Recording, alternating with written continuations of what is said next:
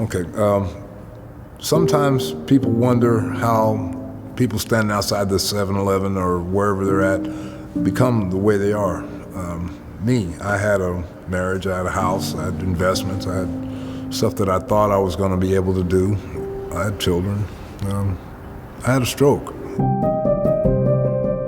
I was in the Navy for 13 years. We were in combat, operations specialist, top secret clearance. People depended on us. 20 years ago, you wouldn't recognize me. I had to be sharp. Once I had the stroke, I wasn't able to do all those things. I have memory loss, the easy stuff that for anybody else to remember. It came hard.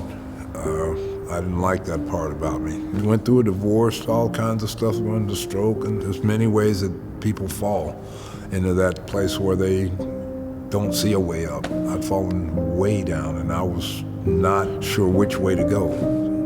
I was homeless. I got out of jail in Dallas, and Texas was big on having IDs. I didn't have any money, I didn't have a job, I didn't have anything coming from the VA, so I needed a free ID. Boom, this was it. I talked to people that day that had been coming to the Stew Pot for 10 years. There were people who needed this place. The volunteers helping out, wiping the tables, pouring the water, milk, handing them their trays. I asked him, how many people do you serve, a day? He says, over 1,000. And I was like, every day?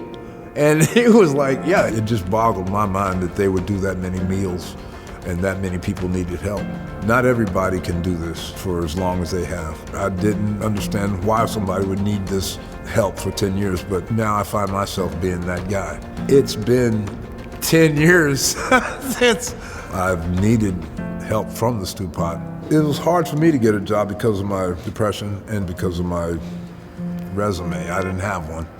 And the first day that I got the street zine paper, I remember standing on the corner downtown, and I looked at that paper and I said, how the mighty have fallen.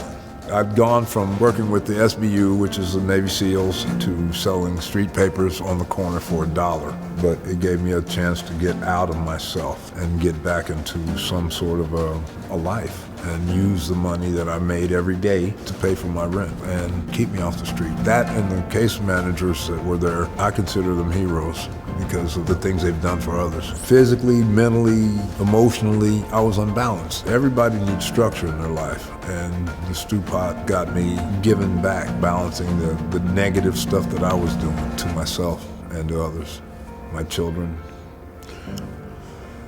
I've taken steps in the right direction. I'm not ready to run, but I'm ready to limp boldly into the future. Let me put it that way.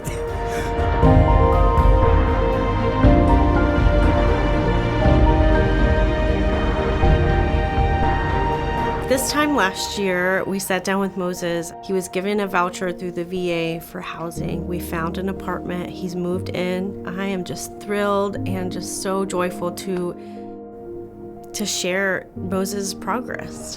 When I found this apartment, I felt lucky. It's spacious. It's good for me because I need the space because I do have a dog. And I had a dog before, but it's been 20 years. Now, I'm in a good place. My dog, my housing, those things I want to look back and say, okay, this is where it started and this is where I am now. I've come through a lot in the last year. I've gotten in contact with my son. He's supposed to be here today, as a matter of fact, and I'm proud of that because for the last 19 years, I haven't had that. I haven't had that contact. I didn't want to be an addict. I didn't want to be out here on the street homeless. I didn't want it. I never saw it coming. But when it did happen, I was lost. To the people who've given their life's work and their money and their time to the Stew Pot, thank you. Thank you very much because it's helped a lot of people and it's helped me. So if you can help them, please do. The people that are here that do help, they need you.